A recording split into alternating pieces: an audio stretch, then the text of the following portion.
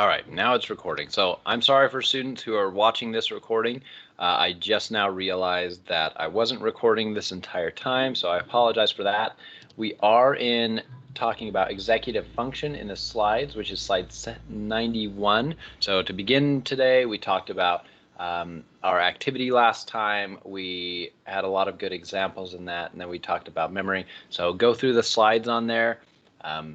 But now we're jumping into executive function, so that's where this is starting off. We're actually in the middle of a video right here, and so this person right now is talking about working memory. And so I've mentioned it a couple times, but I don't think it's been defined in your book at this point. Working memory, so we mentioned short-term memory, that you're kind of just holding information for about 30 seconds. So working memory, you could think of that as the table that the Inside Out characters are working at, or your own mental workbench. So I'm sitting here at a desk in front of me. So this is my workbench, whether I'm doing a class or working on a project or something like that. I'm working at this bench. So think of working memory as that space. You have a short-term memory or a sensory memory, some information, some sensation come in. You can put it on your work table. You can figure out and perceive, well, what is this? What is that barking? Is that an angry dog? Is that a happy dog? Is it a next door neighbor? Is it chained up? So you're trying to work with that memory, trying to figure out what's going on right now. And then from that working memory, you can put things into long-term memory, or you can connect it with other memories. Just like in Inside Out, they would like call up previous memories that would like play on their little screen. You can call up a previous memory from long-term memory and be like, oh, okay, so this kind of dog in the past has been nice to me or something like that. And so it might make you a little less stressed. So the working memory is another way you could think of it as is your conscious experience. So what you are experiencing right now, what you're hearing from me, any other sensations or perceptions that are going on around you is in your working memory. Your working memory is your conscious experience. So it's where you are working with the inputs and where you're deciding on those outputs. So the working memory is your mental workbench that is, really important for day-to-day life and very essential to essentially everything you do, because it is where you're using and working with material that's coming in and what you're putting out. So with that, at that work table, you can do your inhibitory control. You can do mental flexibility. You can choose to pay attention over here versus over here.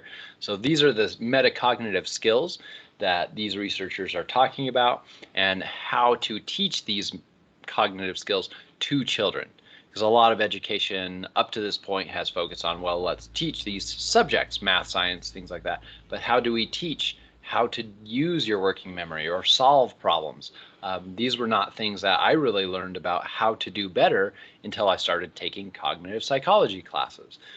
But cognitive psychologists realized, oh, these skills would be really easy and might be capable for children to learn better a little earlier. So that's kind of what this is about, is one program to teach these executive functioning skills to children a little better. So a lot for just that one slide or one picture, but let's jump back to this video. Flexibility. Take a situation where a child is having to take turns. So first of all, the child has to have inhibitory control.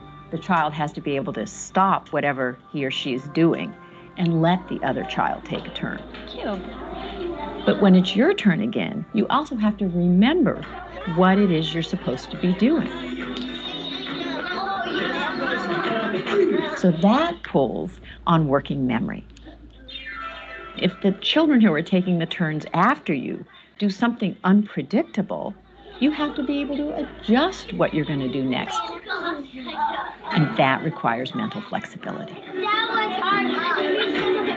Children who are struggling with these capacities often look like children who just aren't paying attention, or children who are deliberately not controlling themselves. If you don't have self-regulation, you act out and the teacher puts you in timeout, and so then you miss part of the learning that's going on, and then you are more upset because you're behind, and so you act out, and so you get this downward spiral. How does executive function develop? 7. And plus 4. In little children, and even, in the infant and toddler years, you begin to see the roots of executive functioning skills. What's going on in our brains is unbelievably intricate and complicated. The prefrontal cortex, or the front third of the brain, is important for executive function. But it's more than just prefrontal cortex. This region doesn't act alone. It's involved in controlling your behavior through its interactions with all other parts of the brain. The brain goes from a situation where you've got nearest neurons communicating very strongly with each other and ignoring the rest of the brain, to these widespread networks that are connecting these different areas. Executive function changes over the life course. It improves radically over the first few years. I got a match drum. It continues to improve throughout adolescence.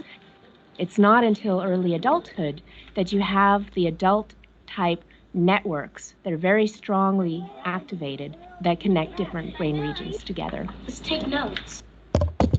And then even when you get to adulthood, these are capacities that can still be worked on, improved, or they could potentially decrease in capacity as well, depending on if you're not ever using, say, your ability to switch tasks or focus attention. But generally we talk about, especially me as a positive developmental scientist, building those capacities. So it is possible all throughout adulthood to continue to improve these capacities.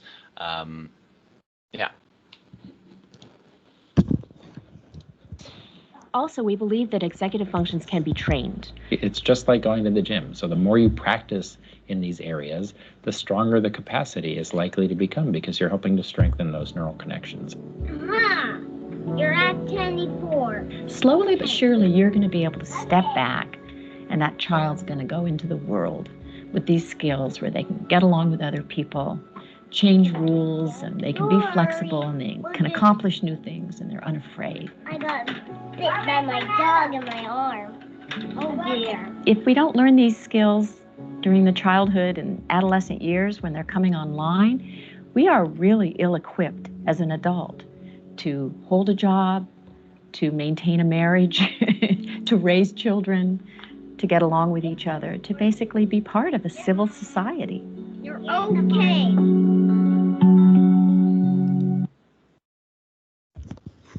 So there's a lot of topics touched on in that video that I think are really useful. This specific program, I think, is Tools of the Mind. Did I put it here in one of the next slides? That it was Tools of the Mind. But it is a program that has a lot of research behind it.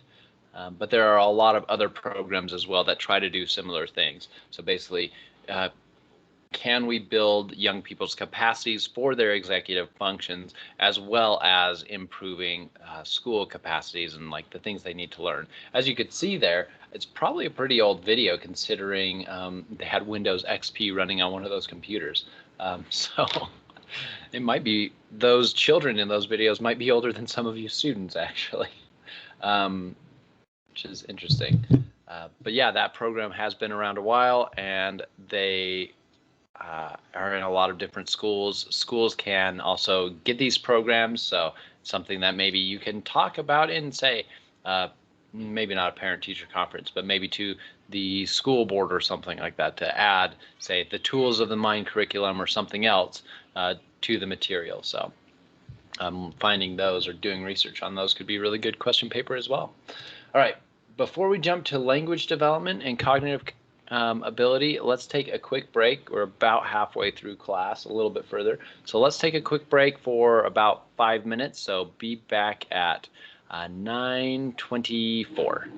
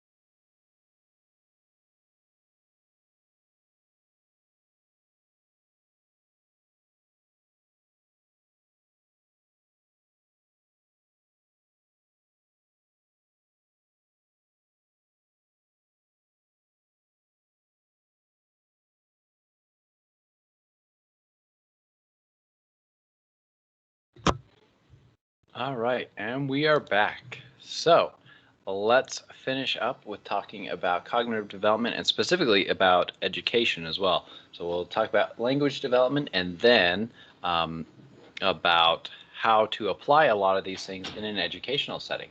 So we talked about tools of the mind there, but we'll talk about some other things. So language development in early childhood, at this point, there's a lot more complexity of sentences growing. So you might think of a someone you've babysat, your own child, a niece or a nephew or something like that from these ages. So imagine how a 2-year-old speaks versus a 4-year-old versus a 3 versus a 5, and see that they're getting a lot more complex as time is going on in their sentences. So with this, they need to learn things like the phonology of language. So how the sounds sound for words. So this is relevant to all languages, not just English. So how to combine those sounds together. No matter what language you're using, you're combining the sounds in different ways. And sometimes you also might hear for someone who's bilingual and learning 2 languages at once from a 4-year-old that they might combine sounds unique to each of those languages as they're saying something in English or something in Spanish. So another thing is the morphology, the meaning of the words, how to use plurals and possessives of different kinds of words. At this time, they're doing a lot better with that. So you can often see errors with overgeneralization of rules. So when really young, you might hear a child say, I need to put my shoes on my foots, or something like that, rather than feet, because they're overgeneralizing using S as a plural.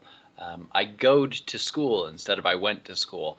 And it's good to help a child learn and correct these things. And I mean, for myself as a parent, it was always a little difficult because it always sounded really cute when they spoke this way, when they were using overgeneralization and made those kind of little errors. You can still understand them, and so it was really cute. So I would find myself sometimes even using that kind of language, which isn't really helpful for the development of my kids' language abilities. They probably kept that overgeneralization a little longer than they would have otherwise. So repeating it with, oh, you need to put your shoes on your feet, something like that, to show them how to correctly use it. You don't have to have a sit down and like a lecture about, well, we use feet instead of foots because that's the way language works because language is weird or something like that. Just repeating it back the correct way can be really helpful for them to learn it. Especially as they go into school, they'll start hearing the language in the correct way in, say, 1st grade as well. So syntax, or how the words are combined to form sentences, is starting to be understood at this point. Makes it a lot easier to do things like read. The meaning of words and the meaning of sentences, how different words can have multiple meanings, things like that. So they're learning in early childhood. They've gotten those basics, and they're putting these pieces together very, very quickly. So their reading ability, their reading capacity can jump very quickly. Example of that is my daughter for a while didn't really like to read other than really simple books, like things that she was really capable of. And even with us doing homeschool to keep her out of like doing online school versus going to in-person school, we didn't realize that her capacity had expanded so much. So we were essentially asking her to keep doing these more basic things, and that's what she would usually do because it was easier for her. It wasn't challenging. It wasn't making her stretch. But once we had her go back to in-person school, even just a couple weeks later, she was coming back with these books, and then I was like, oh, can you even read that? And she could. It was really amazing because she was learning these skills through even her online school, but we didn't realize it and we weren't challenging her enough. So they can learn these capacities really quickly. So children learn words that they hear most often. So in my house, they often use swear words, and I think it's funny. So, but I'm not recommending that as a developmental psychologist. And I often have to remind them before going to grandma's house, hey, we don't use this word, and this word at grandma's house. But they learn words for things and events that interest them. So as a child, I knew tons of dinosaur names. I probably couldn't name them all now. And they learn words like terms in Pokemon. That's one of their favorite shows, for example, or Sophia the First, and the things in that world they know. Another example of this, when my daughter was younger, very early childhood, so close to 3, sometimes she would say corn nummies, and we weren't sure what that was. It took literally a couple months for us to figure out that what she was saying when she was trying to say corn nummies was actually core memories from Inside Out, because it was one of her favorite shows at the time. It was one of the words that she was trying to use, even though it was maybe a little more advanced for her at the time when she was like 1.5 to 2 and then getting into 3, when we finally realized, oh, she's actually saying core memories. So children learn best when we have responsive, active interactions with them rather than a passive interaction. So that's one reason that a, say, in-person teaching session where you can be active in your responding can sometimes be better for a young child than a more passive context of like getting the information delivered to the child. That can be a lot harder. So having a reading session, sitting down, reading a book, talking about a page or the whole book, asking questions. What did the characters do first? What did they do second? What challenges? What were they feeling? Things like that. Having that kind of active back and forth in the reading process of rereading a sentence or repeating some words, things like that can be really good.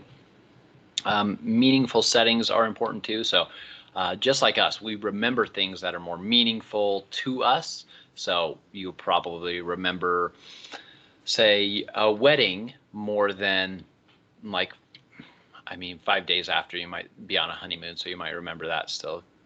But let's say the day a month after your wedding, you might not remember that day as much as the wedding because it's not as meaningful to you, as an example. So we learn best in meaningful settings, if it's important to us, if it's a favorite book, if it's a favorite kind of topic. So books about animals are one of the main things that we read.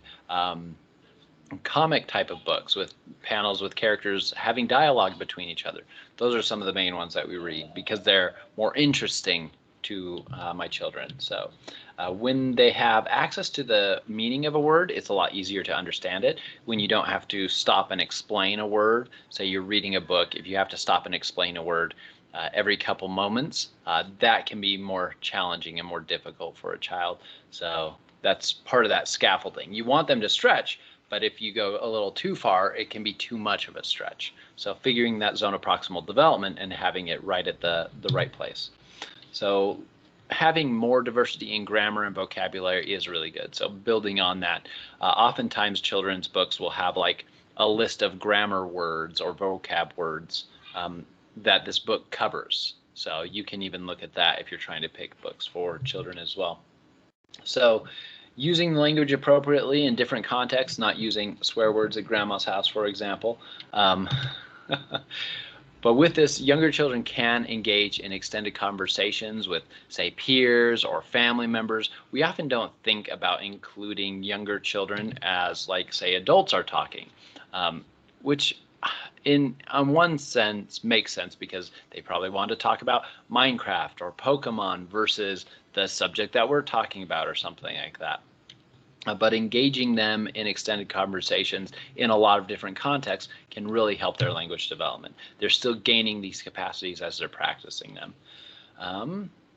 Also at this time, they're developing the ability to speak about things that aren't present in that context. So in early or in infancy, it's very hard for them to think about or consider or talk about things that aren't present there in the area.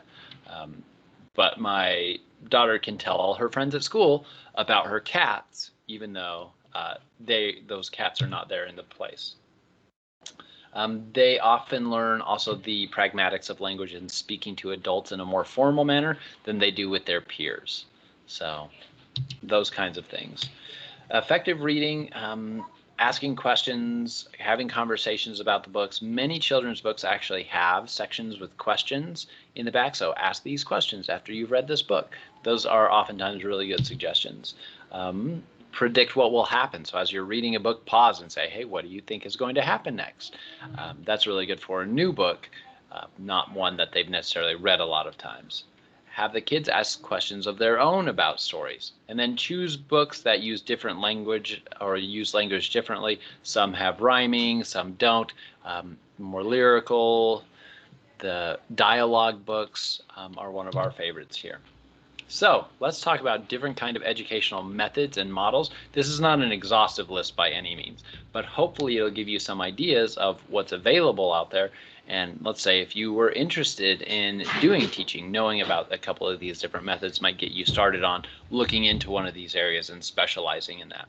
So child-centered kindergarten really focuses on the entire child's capacity. So physical development, social and emotional development, and cognitive development. So trying to do activities that help with physical development, trying to do activities that help with cognitive development, and trying to do activities that help with social emotional. So this is a big change from, say, 40 years ago with schools, where they were very much focused on, say, just the education, the content, and maybe some cognitive skills or maybe some physical capacities, realizing that these little humans, these little systems, these capacities of physical, cognitive, social, emotional, these are all developing together at the same time. So working on them all together at the same time is very effective and very helpful for that child.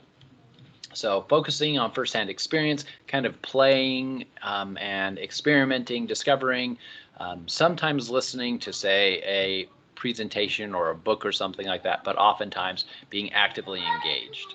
So that can be harder to do in later years in elementary school in a public school setting in the US, but there are other kinds of schools that sometimes do a better job of that. Montessori is an example where children have a lot of freedom to choose specific kinds of activities that they want to do.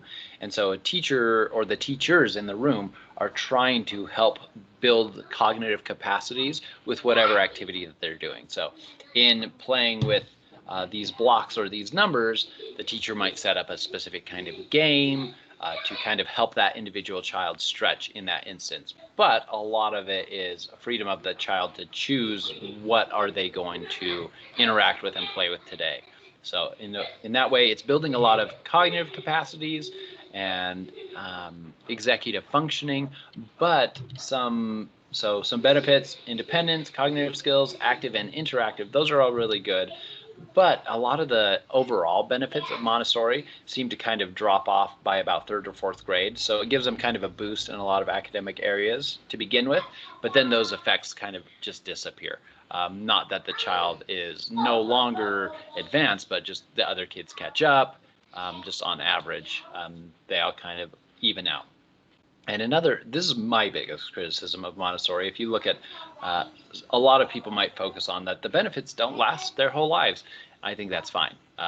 With developmental cascades, there's different things that are going to be helpful at different ages. If Montessori is really good for really young children, then that's when you should use it. You shouldn't use it with, say, high school students, because it's not as effective at that point. But the fact that it's kind of ignoring the socio-emotional development of children, oftentimes these children are kind of on their own doing these activities and interacting with a teacher versus doing things as groups and learning together. It can happen, but that's not the emphasis of it. That's not one of the things that's emphasized. A lot of it's individualized, which is good, but a mix of that socio-emotional development I think is really important there. So here are some research links specifically for Montessori. I've got some colleagues that focus on Montessori research in early childhood education. So if you want other resources beyond this for, say, a question paper, let me know. And if that's something that you'd be interested in doing research on in the future, I can put you in contact with people who do that kind of research now. So neat stuff. And also a few of them are qualified Montessori teachers as well. So if that was of interest to you too. All right, so developmentally appropriate education is more of a guideline rather than a curriculum, and that always makes me think of Pirates of the Caribbean. The pirate laws are more like guidelines, but that's essentially what it is, rather than these really specific and focused rules or methods. It's these kind of guidelines, focusing on hands-on teaching, focusing on play. This is really good for early children.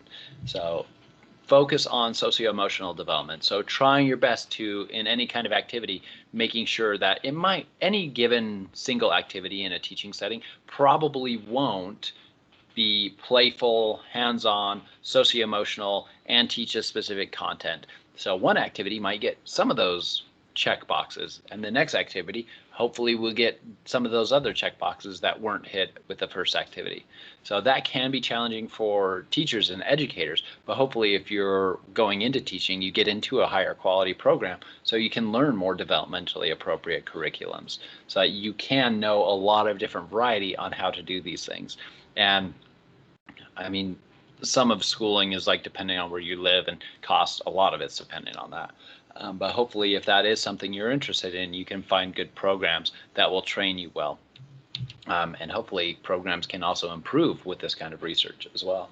So creating settings that are appropriate for children of their age. So getting in that zone of proximal development, teaching at their level, being able to assess early children. You're not going to probably be using a standardized test or a survey, but more qualitative assessment, like we were talking about earlier with some of the examples, being able to see what a child is needing at that time. Trying to be individually focused as well as focused on every individual of that group. So you want a group to be able to work together as well, but also teach to an individual. So building cooperation, problem solving, critical thinking, self-regulation, those executive functioning skills. So that's developmentally appropriate education. So it says, so if you look at a program and they say, we do developmentally appropriate education, you might see that these are some of their recommended kind of activities, or these are some of their assessments. Those are some of the things you might find for any program that says they do developmentally appropriate education. So which of these is best? You might be able to tell from my talking about them which ones I favor, but really each program shows positives in different areas. If you look at academic improvement or socio-emotional improvement, each of these programs can work, and it's also dependent on an individual child. So if you have a child and you think Montessori would work really well for them, but then you have a second child and you don't think Montessori would work for them, well then if you have the opportunity, having them go to the one that is most appropriate for them would be the best idea. So the big key here is some of those, the big takeaway is whatever kind of early childhood education should focus on cognitive, physical, and socio-emotional development in early childhood. So it's okay for a program to be focused mostly on, say, cognitive, as long as it's also getting at physical and socio-emotional, and it's also dependent on the individual child. What did they need? Did they have a lot of socio-emotional support and opportunities at home, or maybe also put them in, say, clubs or teams where they get more of that socio-emotional, and then at school they're getting more of the cognitive and core content. So any one you'll find positives, and also it depends on what kind of how high the quality of program is implementing it, which adds another piece to this big variable. So if the program itself, the people running the program aren't as well trained, or aren't as knowledgeable about development and early childhood education, it probably won't be as good, even if they're trying to do these cognitive, physical, and socio-emotional aspects. So there's a lot of variables going into it. So there's no one program that's absolutely the best. At least not as we've seen now, but there's a lot of research to suggest that these ones are really good at doing this thing, and these ones are really good at doing this thing, and a lot of those benefits are really useful and good. But like we said, just like Montessori, a lot of those outcomes do tend to average themselves back out when we get into, say, like 4th and 5th grades. So that suggests to me that there needs to be more focus on programs also in 3rd, 4th, and 5th grades as well, to help focus education to what the children need at that age. But we'll talk about some of those education programs in the coming chapters. So that is it for Chapter 5. Are there questions or comments? I know at the beginning of lecture, before I started the recording, we did have a lot of back and forth. There was a lot of good discussion. Now I've kind of been talking at you for a while, so I apologize for that. But are there any questions about these, or programs that you've heard of that you think would be useful that other students might want to know about? that you've worked with or have family members who have been in.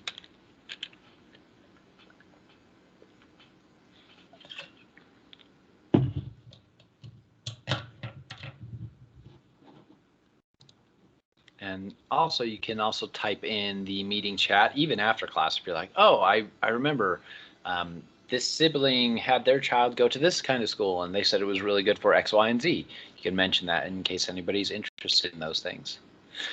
All right, well, I will stop the recording and we will get out of here just a little bit early today.